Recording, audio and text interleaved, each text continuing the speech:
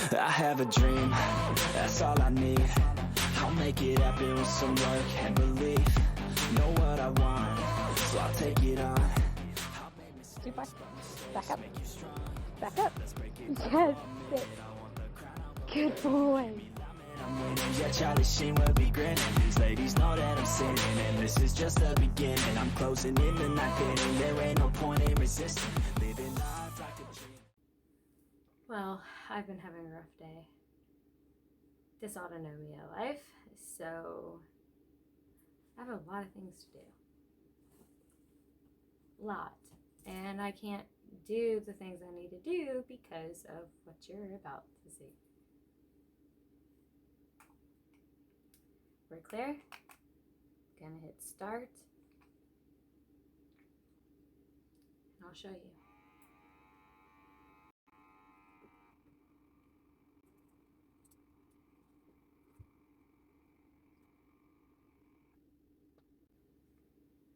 Right now, my heart is at 132. See what happens when I stand up.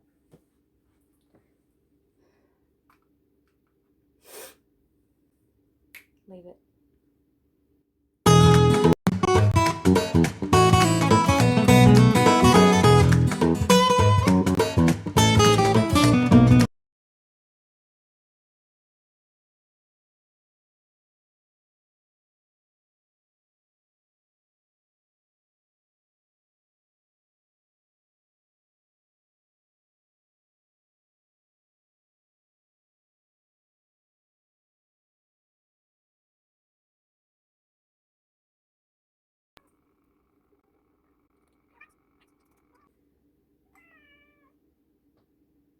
At 142, 101 over 69.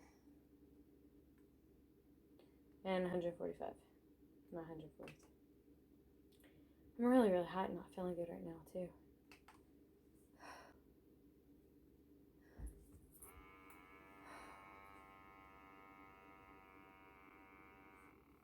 Yes. Good boy.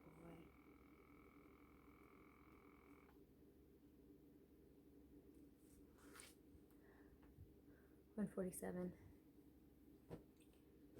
My chest hurts. I can't really do much longer.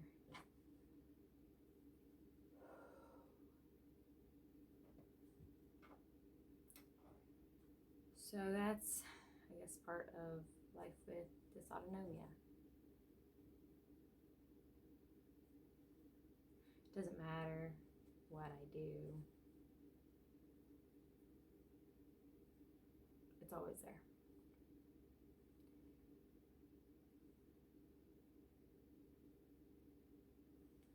It really sucks.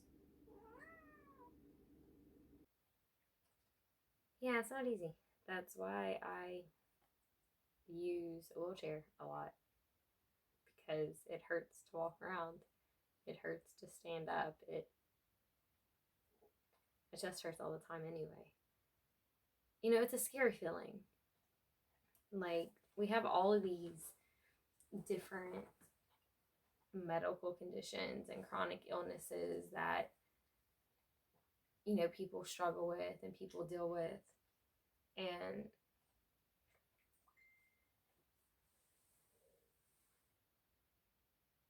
I don't know, sometimes I feel like I wish that I had any other condition other than dysautonomia.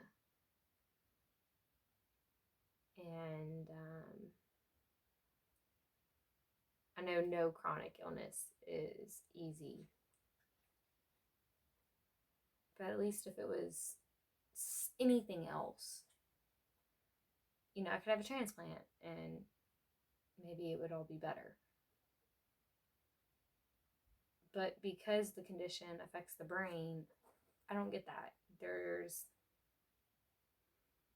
I'm just kind of stuck with it, dealing with it. And the older I've gotten, the worse it's gotten. And it started when I was like 14, 13 is when I first started passing out. And I got pregnant with my little boy, and it never got better.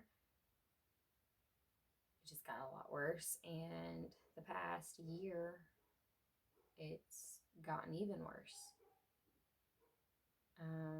My doctor said sometimes that happens.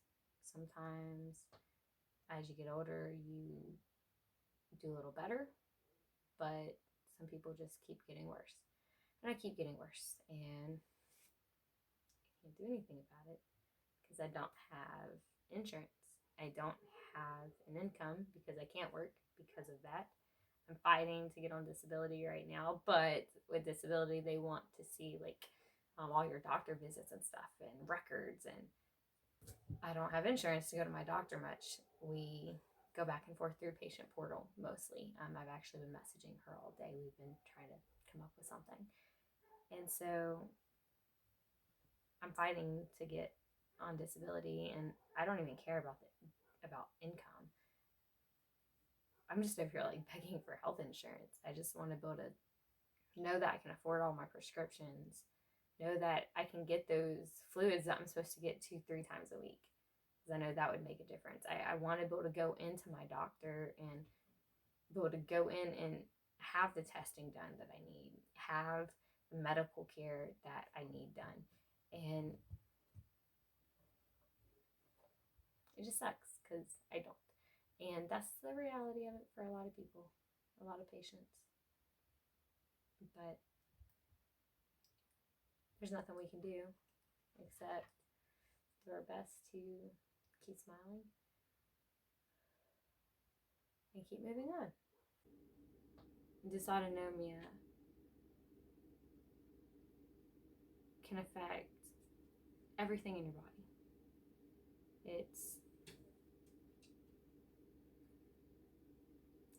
It's in your brain. It affects your autonomic nervous system.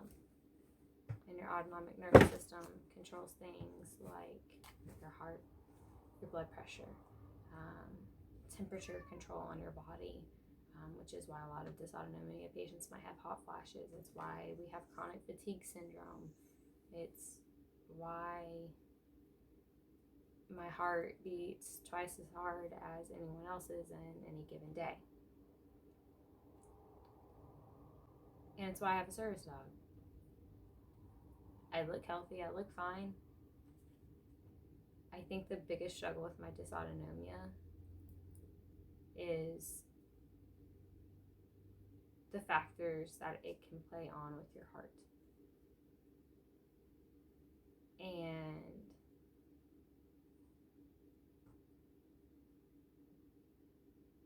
when your body does so much for so long, you're at risk for sudden cardiac arrest or sudden cardiac death. That's why they put me on a beta blocker. And that's why I'm on a medication to help my blood pressure. It's supposed to help stabilize my blood pressure and raise it. And I'll just show you. So with dysautonomia, there's no cure, there's no treatment, no special pill you can take where it just fixes everything. That's not even including the rest of my stuff. I've got prescriptions I have to take every day. I'm supposed to take this one 2 to 3 times a day. Take 2 of these a day. And I take 2 of these a day. That's already 6, maybe 7 pills. Not including the rest of what I have to take, which is what this bag is full of. This bag is full of so many freaking bottles. These are my supplements that I have to take every day. So every day I have to take a bunch of pills. This is my morning. It's green. Evening is blue. And it is morning time. I've already taken some of my meds. So these two are just daily vitamins. And then I have my CoQ10. I have iron. I take 2 of these a day. I had to grab something to drink. I have to go grocery shopping today. I'm having a bad day. So, it looks like I'm taking my meds with V8. So, I'm going to set, still got them in my hand. I'm going to set my 2 multivitamins there. The other 4 are in my mouth.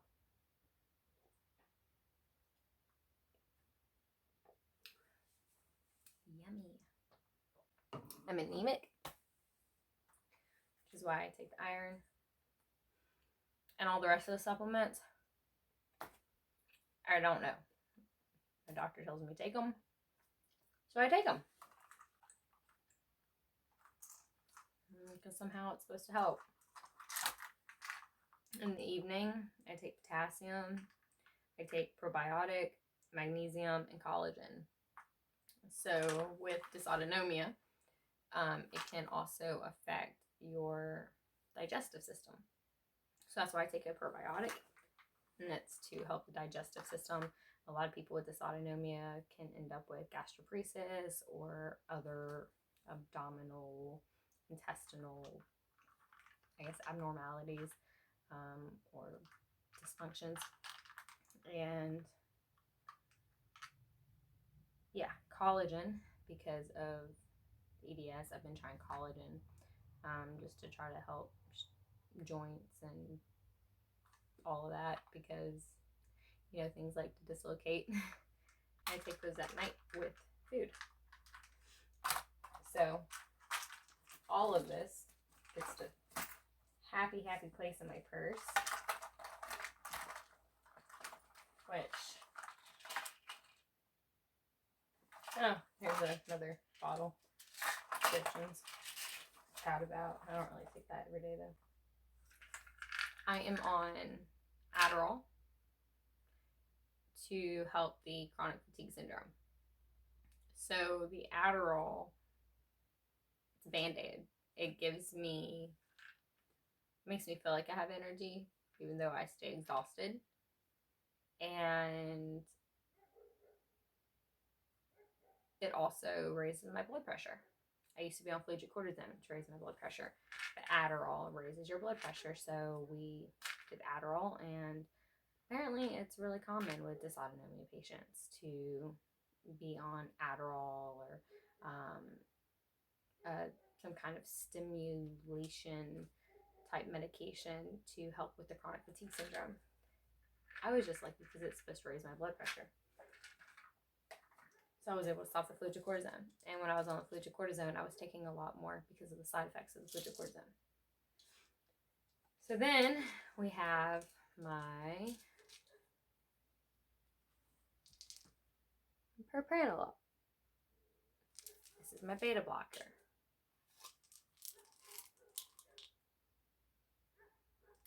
So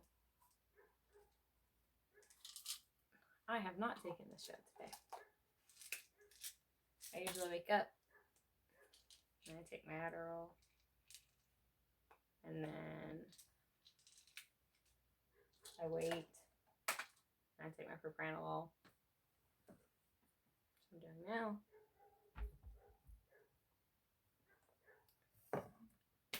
And then I'm also on alprazolam, also known as Xanax.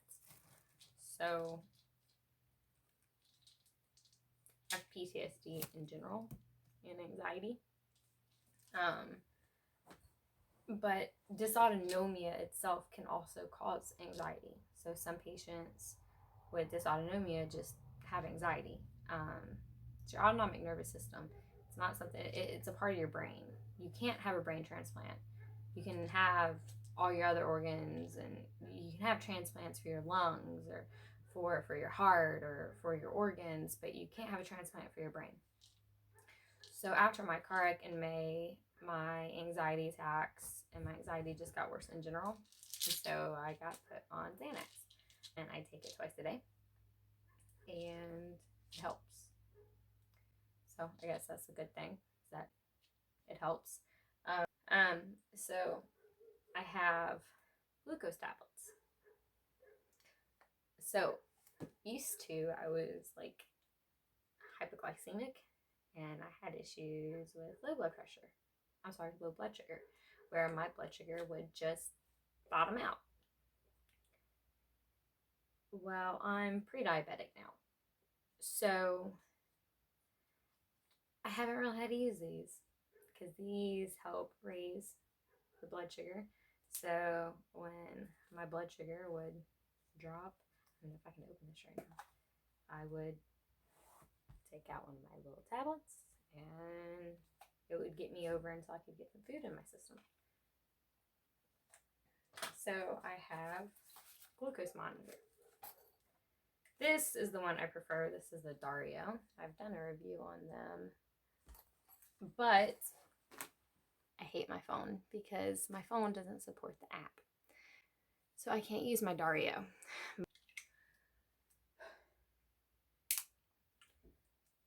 I miss this thing. I don't feel good.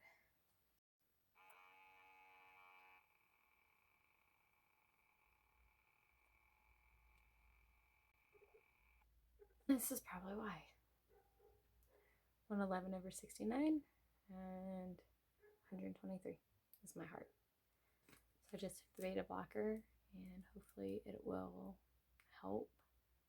I'm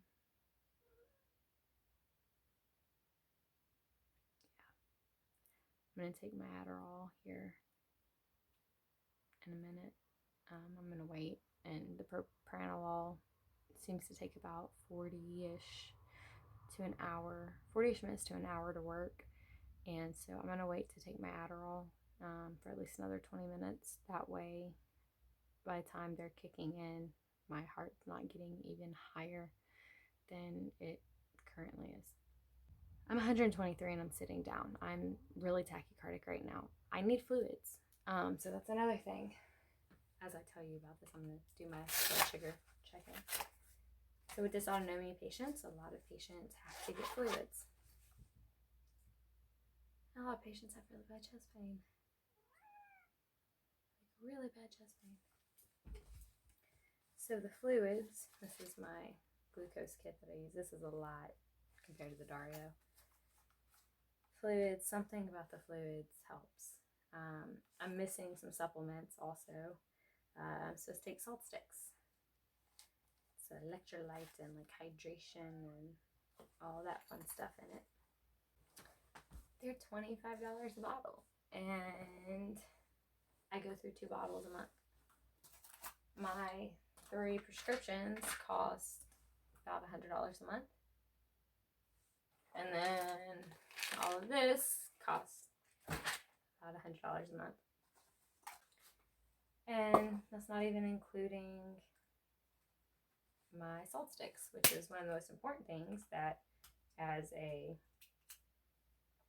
POTSI, somebody with dysautonomia, we're supposed to have salt sticks. I can't afford to get them because that's $50 a month. I'm supposed to get fluids 2 to 3 times a week.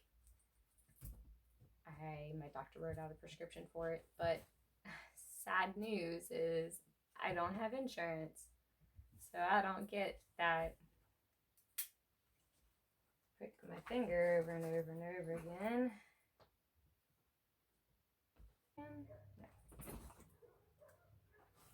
Okay, got it on. I quickly insert the strip. It would be vampire, give me the blood.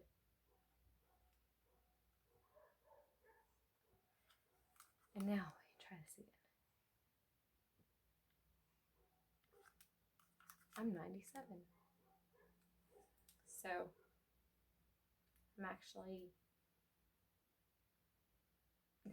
I'm happy about that right now. So lately I've been having issues with high blood sugar. I still have issues with low blood sugar, but Lately, I've been showing the signs of a pre-diabetic, and so now they label me pre-diabetic instead of just hypoglycemic. So my blood sugar, from time to time, it still bottoms. So I still have the salt, or not the salt, the glucose tablets. But hang on, let me go to the memory here. And there's a 49. So this was my fasting blood sugar. This is where we started noticing that something was going on with my blood sugar.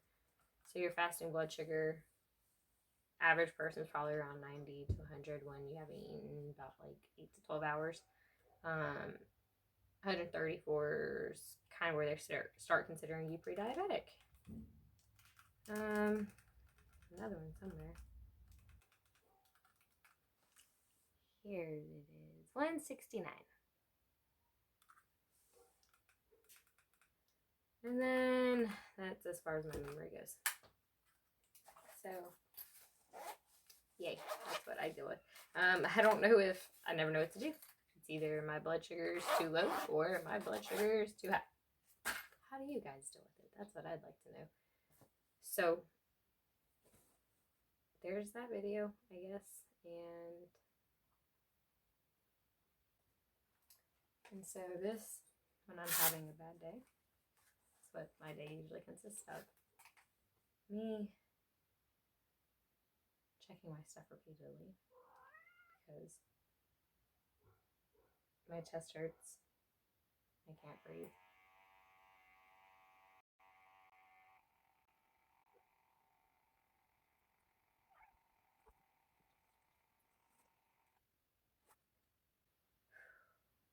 A little better now that I've been sitting here for a while. So once I stand, my heart goes up. It starts getting really high, as you guys saw.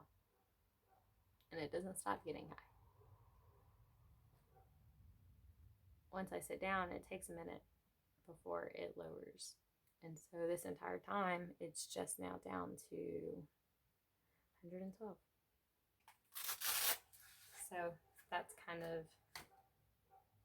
that's normal for me. That's my normal resting heart rate. But I don't know. It doesn't. The propranolol is supposed to help with the chest pains. It doesn't. And then just physical pain from like the EDS, from the joints, from just chronic pain. I don't have a doctor to go to for that either. And so it's a lot of just trying to cope and deal. But I know a lot of you guys can relate, so I hope this video helped you guys. Those of you that are feeling hopeless or like you're ready to give up, I hope this helped. You're not alone. It sucks. I feel hopeless a lot too. But we do what we can. So I hope everybody enjoyed this video.